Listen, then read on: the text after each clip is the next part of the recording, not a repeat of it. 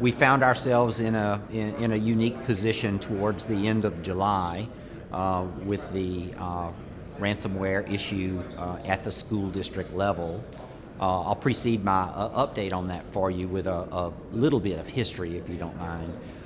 The governor created a cybersecurity commission and named 15 commissioners to the commission. I sit as one of the 15 commissioners on the thing. And so we had the opportunity to have that in place in advance of this unfortunate incident. In addition to that, we worked closely with the governor to create and implement Emergency Support Function 17, which is like a regular ESF in his Homeland Security and Emergency Preparedness Office. And it's created, defined, and built specifically to address a ransomware issue or any sort of cyber incident. So fortunately for us, we had the structure of the commission already in place, and we have been meeting. We had Emergency Support Function 17 established and an emergency operations procedure written there. So when we got the call and we learned that we needed to go help out or whatever, the governor declared an emergency.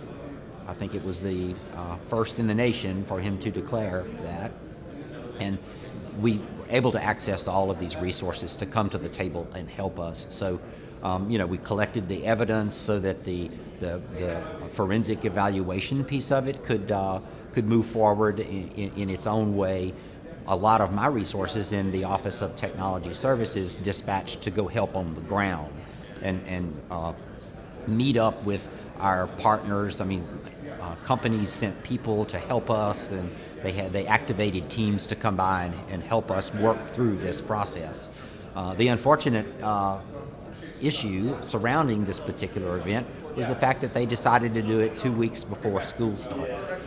So we had a unique opportunity to try to work together so that we could start school on time, and I'm happy to say that we were able to achieve that goal and not pay a cent in ransomware.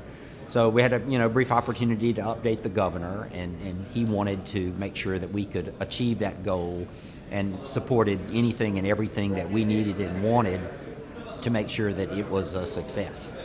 So the couple of other things that we learned about the school districts. First of all, the Office of Technology Services provides IT support and services to the executive branch. We don't support school districts. We, on the other hand, we support the Department of Education. So when we got out there, it was a unique situation.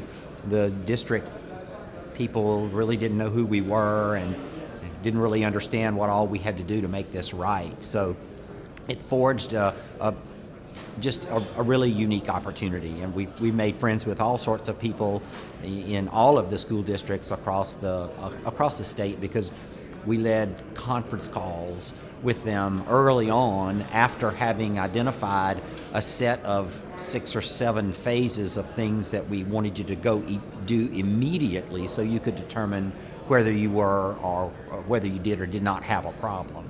So by virtue of doing that, we hosted conference calls, and that was just really helpful. So there were 5 districts negatively impacted to the point that they were not functional.